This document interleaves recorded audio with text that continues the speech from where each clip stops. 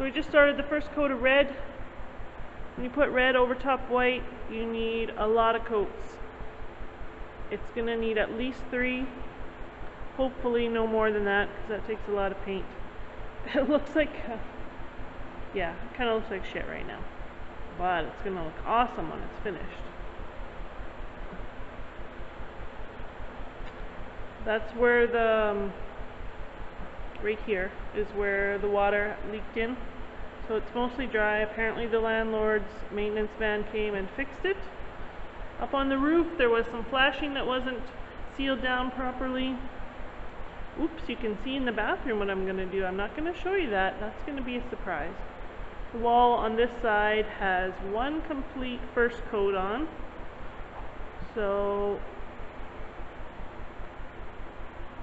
and you can see some of the new lights. Those are all LED little strips in there. All the way to the front where the white is. First coat, done. Start up at the front. That window on the right hand side, all the blue is gone there now. It's now white. I'm going to do a faux shiplap effect there if I can figure it out properly so it looks good. But the white still looks better than the blue did. This big wall, all primed and ready to go.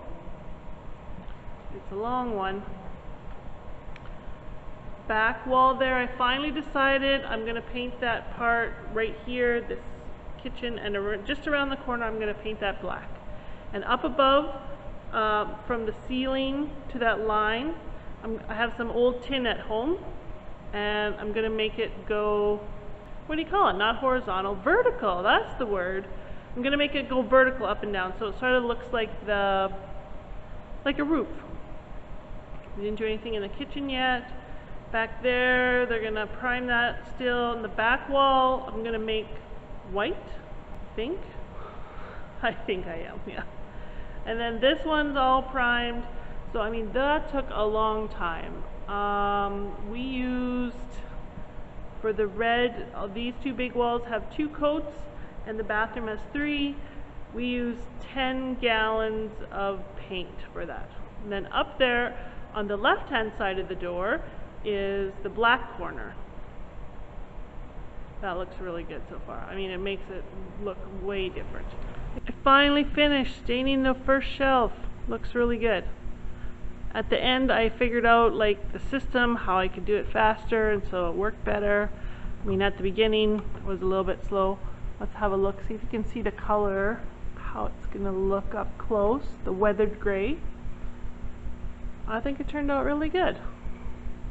It's going to look pretty good over there on the red side. Tonight I'm going to start the other one back here. I'm almost out of, my can's almost empty, but I'll see how far I get on that. So here's the doors. This first one, the red one, is for the bathroom. So the red's going to be on the outside, and the inside of the door is black. And the second one over there, let's see if we can look at it a little bit better. That's the kitchen office door. So this is the color. Remember, this was that off tint color that I got at the hardware store for $25 a gallon. It's actually really pretty nice color. It's kind of a gray brown, I guess. So that's going to be on the inside, on the kitchen side, and then the outside is going to be black. And then I'm going to put some, I got some cool stuff to put on the outside of that too, and then it'll just say private or office or something. Then that door has to stay locked all the time during the day because that's the office. Here's the bathroom. Finally got a toilet. I have a sink too, but we took it out just to paint in there. It's way easier. Still the water's not hooked up. I don't know, nobody came today to see what's going on. We only painted halfway because on the top half I'm going to do something special. But it's nice to have a brand new toilet in there. The floor I'm not doing anything with. It's just going to stay the same old tile floor. It just needs a good old scrubbing. Here's the cabinet and the sink. It's going to go in. And then I got some new taps because those old ones, I think you can't even buy those anymore. They're so old. So this is going to go on there. That's going to look really good in the bathroom.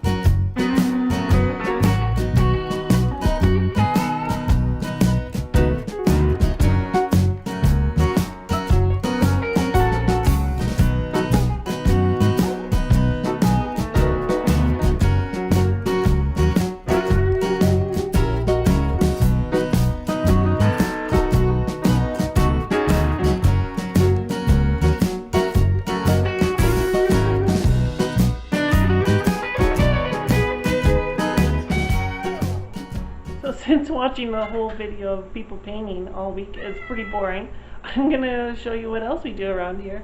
Oh, that's the cat. Stupid cat. He always talks to me, he never shuts up.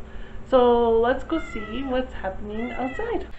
Okay. There we go.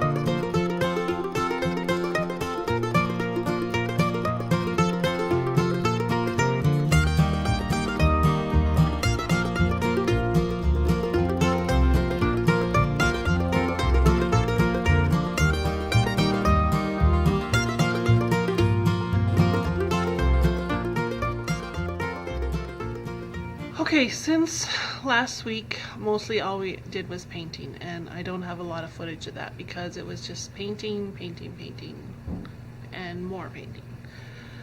So I was gonna show you some stuff that I do in the evenings when I'm not at the store. I had a little bit of our farm last night, but the battery went dead. So maybe tonight I'll do some more if I can, because it's kind of cool right now. We have sheep and goats at our farm, and we're lambing out right now, so we have lots of babies every day. There's new ones every day. We have about 20 sheep and about 20 goats. So at night, after work, my husband Mark and I, we vaccinations, and they get a tag. They get the same number as their mom. They get different colors. The sheep get pink and blue for boy and girl, and the goats get orange and white for boys and girls. And then when they're about a week old, we put bands on the boys, and the lambs, we do their tails too, because they have really long tails, and then when they get older and they're all full of wool, it's just a shit show really, because it all sticks on their tail and it's not good. So I'll have some of that, and so I thought I have another part-time job. I work nights at a dairy barn, usually 2 nights a week. And I did take the other camera there and get a little bit of footage, and then I realized that I didn't even have permission to do that.